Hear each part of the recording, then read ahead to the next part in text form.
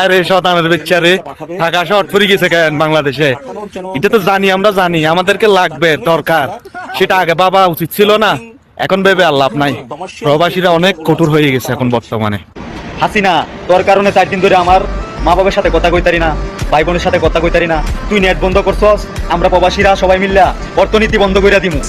যদি আমরা 6 মাস বাংলাদেশে না পাঠাই তাহলে সরকার পতন হয়ে যাবে। প্রবাসী ভাই বোনদের কাছে বিনয়ের সাথে আবারও করজোড়ে অনুরোধ করতে চাই, এইগুলো কিন্তু আপনাদের রেমিটেন্সের পয়সা, দেশের কৃষক, শ্রমিক, ব্যবসায়ী সকলের ট্যাক্সের পয়সা দিয়ে তৈরি। প্রবাসী থেকে লিমিটেড চাই, লিমিটেড যারা ডলার মুদ্রা বিদেশ থেকে কামিয়ে দেশের মধ্যে পাঠাবে, তারপর একটি সরকারি ভ্যাট ওখান থেকে পাবে, তা এটাকে বলা হয় লিমিটেড।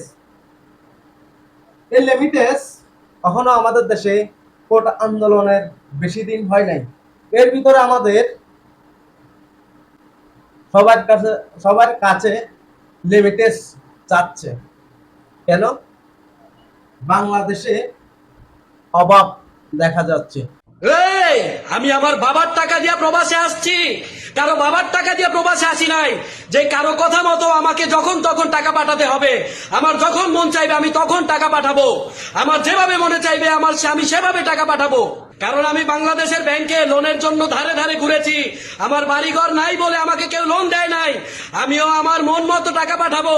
আমি কারো বাবার টাকা দিয়ে প্রবাসে আসি নাই, আমি আমার বাবার টাকা দিয়ে প্রবাসে আসছি। লক্ষ লক্ষ প্রবাসীরা বুঝে যে ফ্যামিলির কত দরদ। আজকে 6 বছর বিদেশ থাকার পরেও কোনোদিন এভাবে কষ্ট হয় নাই ফ্যামিলির জন্য। আজকে যে কষ্ট হইতাছে, আজকে 2-3 দিন ধরে কেউ পরিবারের লগে কোনো সংযোগ নাই। শুনে রাখো, যদি প্রবাসী ফ্যামিলিদের কিচ্ছু হইব, বাংলাদেশের যত আছে প্রবাসীরা মিলে তোমাদেরকে ভিক্ষার থালা হাতে দিয়ে রাস্তাঘাটে নেমে দেওয়া হবে। এক সপ্তাহে প্রবাসীরা দেশে রেমিটেন্স না দেওয়ায় অধিক কোটি পরিমাণ ডলার রিজার্ভ কমেছে। অর্থনীতি ডাউন হয়েছে। গত 3-4 দিন ধরে দেশে যোগাযোগ বন্ধ রয়েছে। যাই হোক, সবসময় ন্যায়ের পক্ষে কথা বলতে হবে।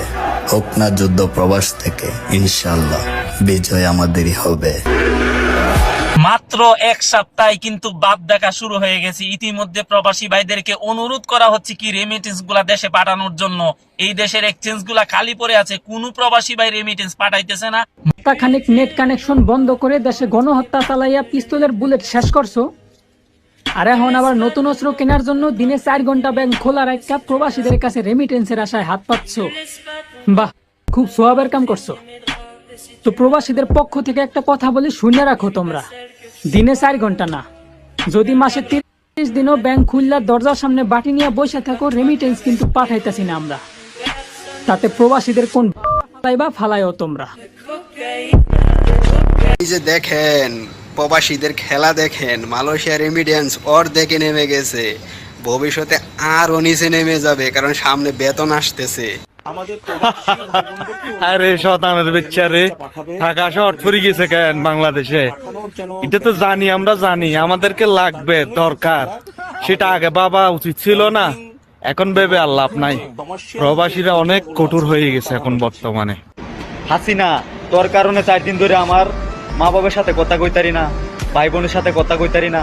তুই নেট বন্ধ করছস, আমরা প্রবাসীরা সবাই মিল্লা অর্থনীতি বন্ধ কইরা দিমু। আমরা সকল প্রবাসীরা দেশে রেমিটেন্স পাঠাবো না, দেখি হেলমেট বাহিনী কতদিন দেশ চালাতে পারে। সকল প্রবাসী ভাই একমত কিনা কমেন্টে জানাবেন।